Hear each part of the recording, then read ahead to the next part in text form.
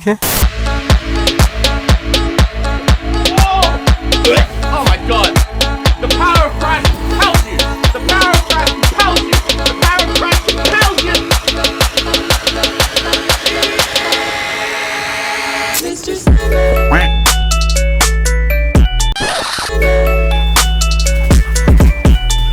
Mr. Summer.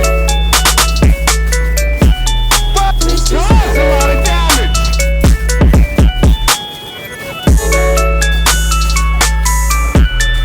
Mr. Summer. What? Mr. Summer. Mr. Summer. Mr. Summer.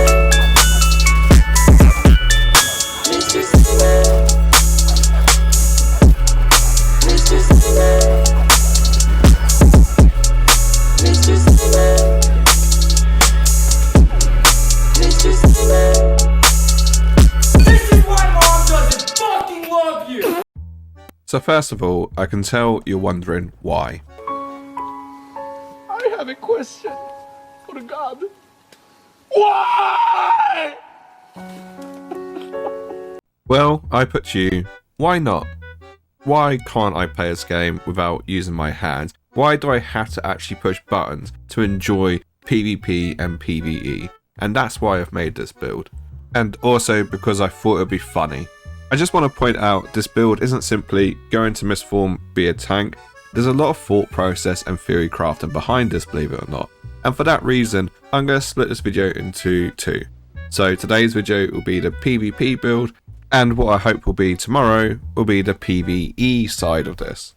And the reason for that is because the PvP build requires more thought process around how to survive other players, as opposed to PvE, which is it's easy overground shit. But with that comes its own little problems and issues. So as I said, two-part video, and today is PvP. And with that, let's jump into it. So the first thing to take note of is that we're using Mistform because when you are in Mistform, you have 75% less damage taken. The only issue with Mistform is that you can't be healed, your recovery is disabled, and you can't pop potions or do any other moves. So with that in mind, it causes a problem, which is how do you sustain Mistform so that you can have this reduced damage, and then how can you build upon this damage reduction? So let's begin. One of the biggest issues to deal with is the cost of Mistform. Because you are a tank, realistically, you want to stack into health, and you want to have as little cost as possible when it comes to transforming into a ball of fart. The first thing you're going to need to do in order to optimize the Mistform is to have reduced spell cost glyphs on your jewelry. Further still, you want your jewelry to be infused, and obviously gold if you can afford it. The reason for this is because even with just 2 pieces reduced cost, it's not quite enough to give you a significant decrease in spell cost. However, with 3 pieces infused, it has a huge impact as to how much longer you can stay in Mistform. The lowest cost I can get Mistform down to is 200, and I've tried pushing it past this, but it seems like there's just a minimum cost of 200. You can't get past this. And before you ask, I have tried being a Breton, I have tried using the Seducer armor along with the Vampire Lord, and I just can't get past it. It is 200 is the minimum. With that being said though, note you can be stage 3 or stage 4 vampire, there's no significant difference in cost. The main thing is the passives that you would have as a stage 3 compared to stage 4. To give you an idea, on my actual PvP build, I have 3 pieces reduced spell cost, and I'm a Dark Elf, and it still only cost me 300 per tick.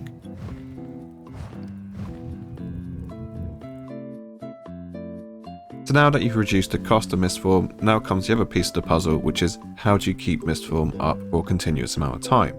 Now this is where a few different factors come into play, and it does differ from the PvE version of this, so to make this clear, this is mainly for PvP. But what you're witnessing here are 2 things in effect. Number 1 is a set 5-piece bonus, and number 2, heavy armor. The heavy armor passive Constitution actually gives you back magicka and stamina when you are hit. With 6 pieces heavy, I'm currently getting a bonus of 649 magicka back per every 4 seconds. By running Desert Rose, you give yourself the opportunity to restore 2000 magicka every time you get hit.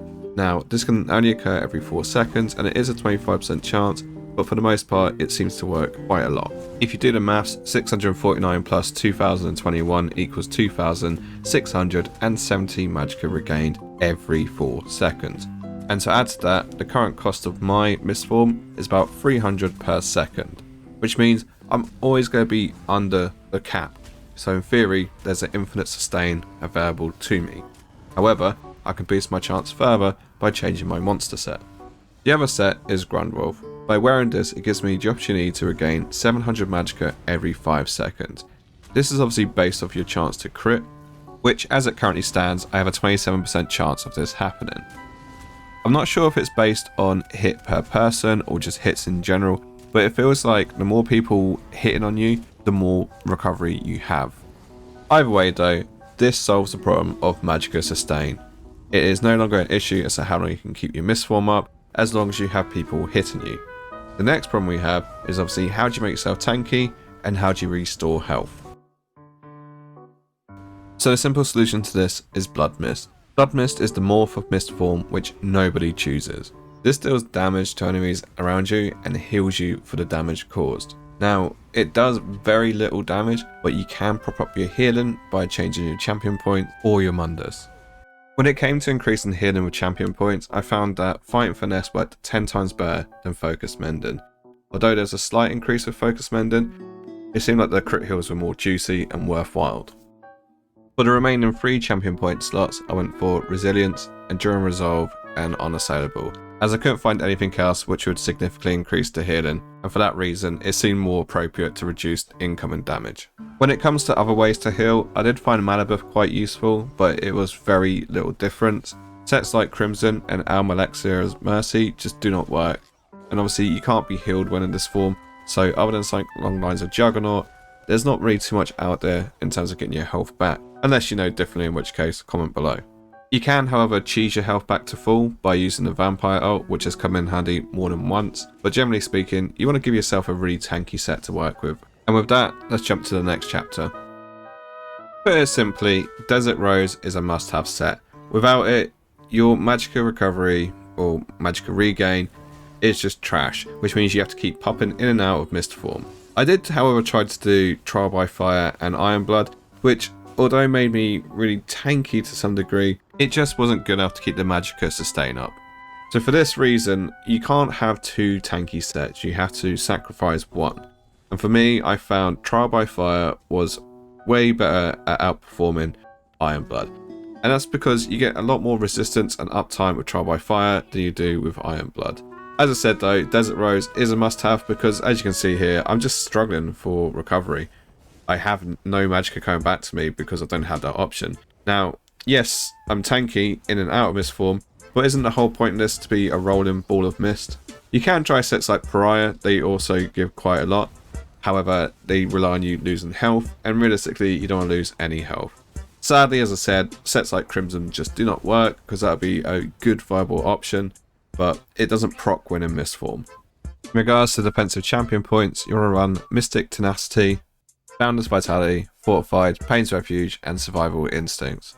Unfortunately, with the way this build is set up, you don't block, you can't get increased movement speed, there's no being rooted to the floor, so realistically, you just want to make it as tanky as possible. So first up, let me tell you about the skills, and then I'll talk about the class afterwards, but just for reference, I am a Warden.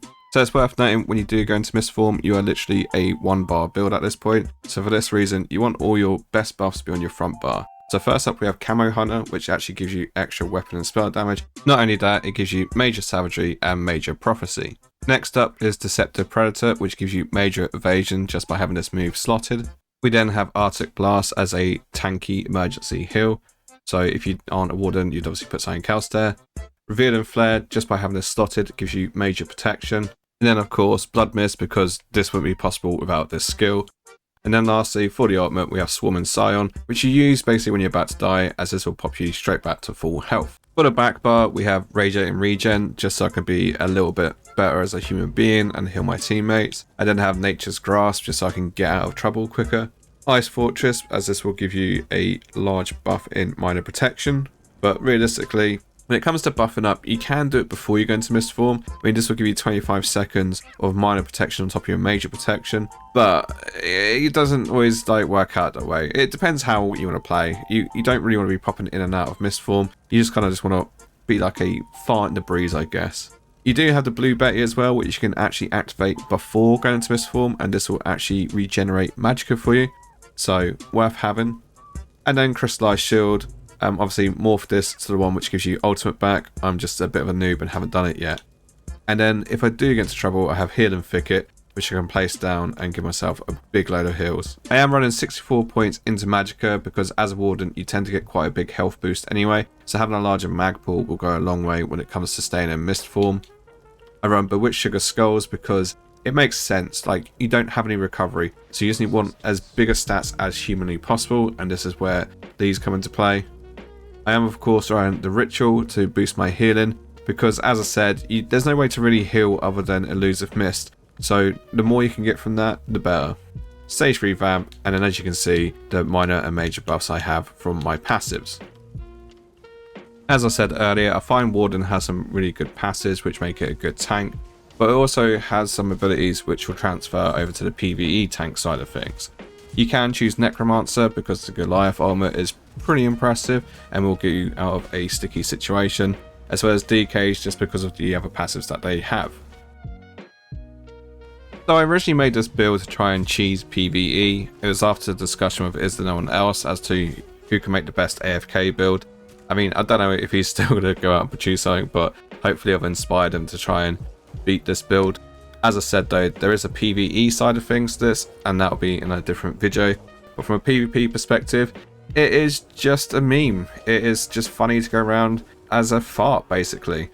You could obviously pair up with bombers and be really annoying, but there are other ways to bomb with a tank. Think of it as a UN peacekeeper just going around and saying hello. You are going to piss people off though, and you probably make people laugh a little bit because you are useless. I just like it. Like, I really liked it when it was laggy because this allowed me just to go into Mist Form and float about and not worry about pushing a skill, and it also leaves my hands free to drink beer, eat potato chips, whatever the fuck else. On a side note, I have changed the way I've done my build videos just for this video. I would love your feedback. Do you like me going into the explanation as to why I chose certain things, or is it too detailed heavy? Do you just want to know the sets and skills and just be done with it? I'd love to know in the comments below your thoughts, so don't be shy.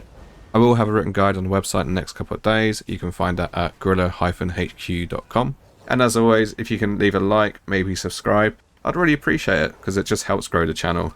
And with that, I will leave you to admire this gameplay, and hopefully I'll catch you in the next one. Bye bye.